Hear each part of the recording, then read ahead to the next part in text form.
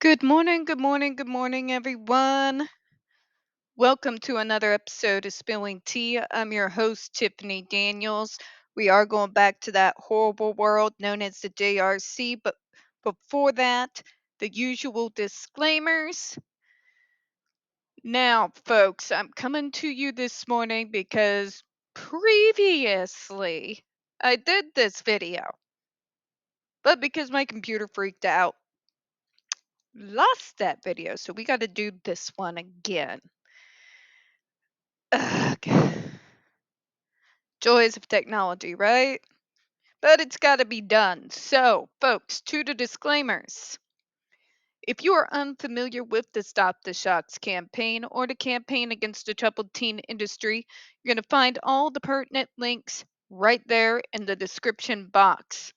Please pay particular attention to the article written by NeuroClastic, a small non for profit started by autistics for autistics. In it, they interviewed over 900 ABA professionals in regards to the Judge Rotenberg Educational Center's so called behavior modification program. The Judge Rotenberg Educational Center doesn't want you to read that article so much. They threatened NeuroClastic with a defamation lawsuit if they did not remove it from the website. NeuroClastic refused, folks, so you know the drill. Read that article, share it on all your social media. Also included is NeuroClastic's public statement in regards to the defamation lawsuit threat, as well as a link to their GoFundMe. We are crowdfunding just in case the JRC decides to actually see through with their threats. Trigger warning number 1. When we discuss places like the Judge Rotenberg Educational Center or Agape Boarding School for Boys, you're going to hear vivid descriptions of and catch clips of surveillance footage of people with mental health issues and disabled people being tortured and abused. If you got young children present, please utilize headphones, all right? All right. Trigger warning number 2. This channel is marked not for kids for a reason. We use profanity on occasion and speak on dark subjects. If your child is 16 and younger and they are watching this, very obviously, parental supervision is very much advised, all right? Okay, so where we left off, it is also important to understand the premise of the critique that the same type of evidence should support establishing benefits if it supports identifying risks is flawed. For example, the FDA has long recognized that isolated case reports, random experience, reports lacking sufficient details to permit scientific evaluation, and unsubstantiated opinions are not regarded as valid scientific evidence to show safety or effectiveness, but that such information may be considered, however, in identifying a device the safety and effectiveness of which is questionable. It assists in establishing a pattern, folks. Let me put it in layman's terms. What I mean by that is when you do have claims that actually are substantiated after a scientific evaluation, things that do have facts to back them up. For example, the survivors that came forward to tell their stories, backing it up with medical documentation, for example, as well as the professionals that could come in behind them and actually, you know, agree with those medical documents. And then you have others who may not have that documentation, but the things that they are describing fall in line with those who have. What it shows is a pattern. You know what I mean? So that adds weight when it could not do so in isolation, removed from those other reports and experiences that do have the documentation to back it up. So, the commenter who is on JRC's side is not acknowledging this. Okay? To reference something that's often in social media and other platforms, it's like the individuals who come forward when reporting an assault from a particular person. Individual stories that were not investigated or had any form of police involvement, no hard evidence, were not given a whole lot of weight, except in the case where there is a current investigation going on in regards to said person, and what these other claims are matches the individual who has come forward and can provide those facts and documentation. Again, what does it do? It establishes a pattern. It's the same here. That's what the FDA is saying. But let's move on. The same general principle applies here. While the evidence purporting to show the benefits of ESDs for SIB or AB is insufficient to establish the effectiveness of the device, the same type of evidence may provide useful risk information. In other words, those folks coming forward, giving their personal anecdotes of how the device so called saved their lives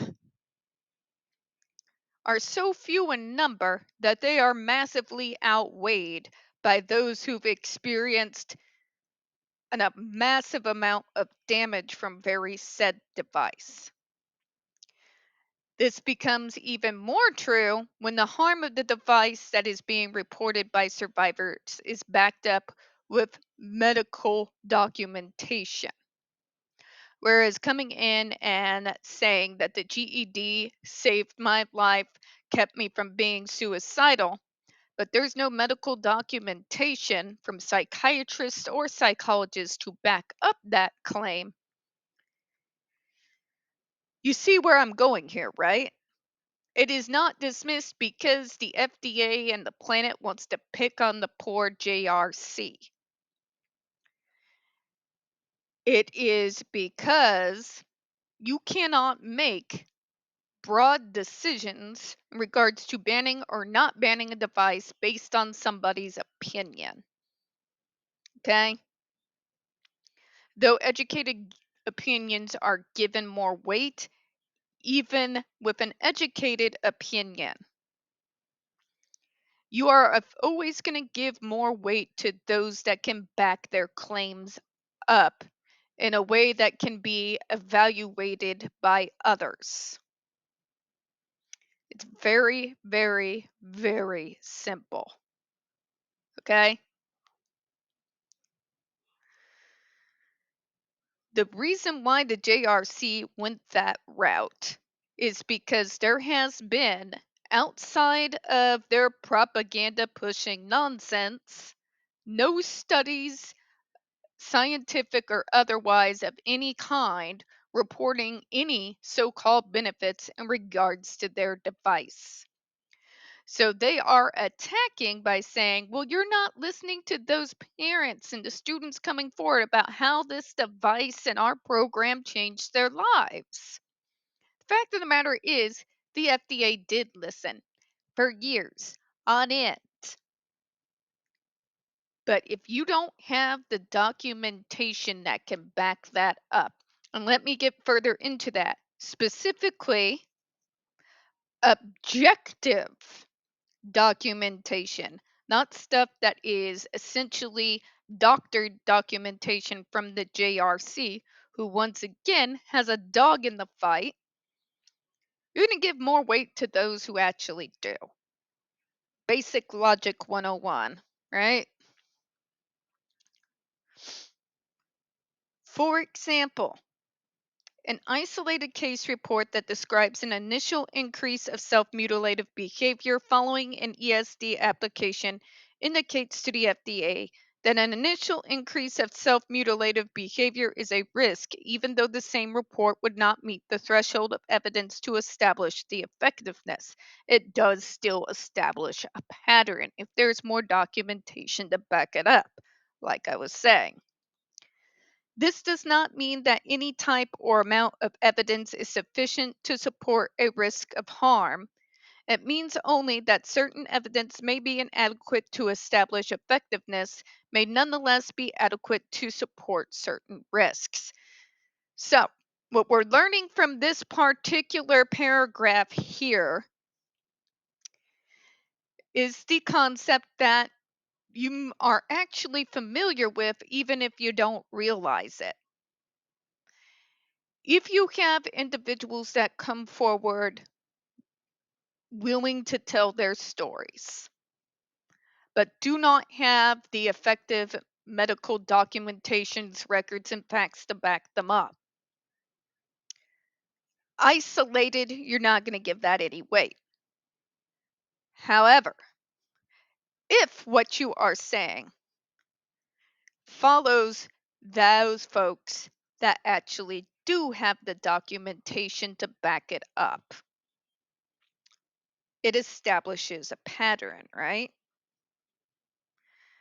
Now, when you compare that with the JRC having several folks come forward saying it changed my child's life or it changed my life, but in fact, there is no objective facts, evidence, or medical documentation in order to back it up, you are not going to give it as much weight as what I just mentioned previously.